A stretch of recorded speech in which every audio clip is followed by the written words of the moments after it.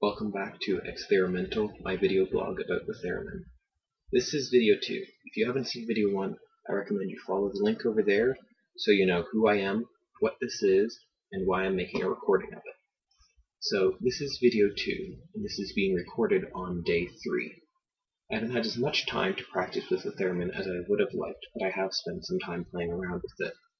I also have watched the Mastering the Theremin DVD that came with my theremin, and while I think that is a slightly grandiose title because the DVD did not go into anything that complex, it was still a helpful guide to help me understand a bit more of what is going on with the instrument.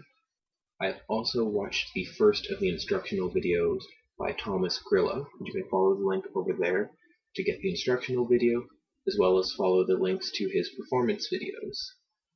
I've watched those videos, I've watched my own, and I've watched performance pieces, trying to figure out what I was doing, how can I improve myself. And the two things that I came up with were my method of playing and the position I was playing in.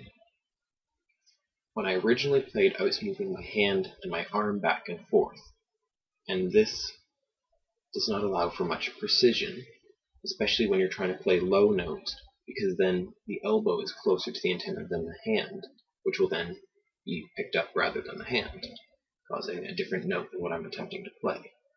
The standard method of play is called aerial fingering, in which there are variations, but your hand picks out one point in space, and then you extend and contract your fingers to hit different notes, and then you move around in that way.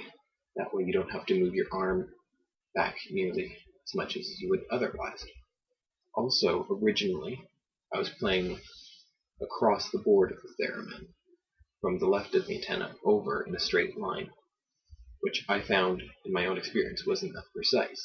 So I started working diagonally, and then as I watched more and more videos, I realized that seemed to be how a lot of people were actually playing.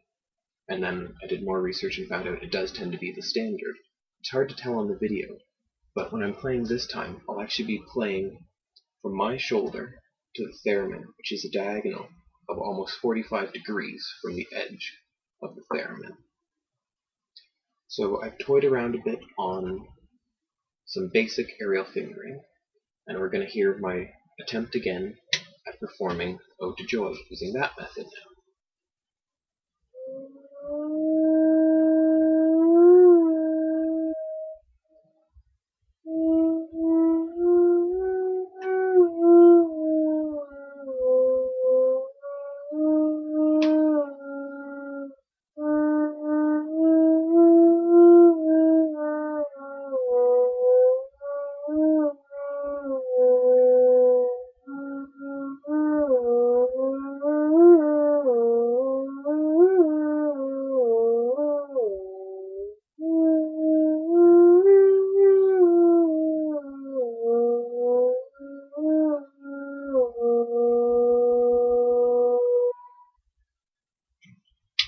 So that's better than it was before.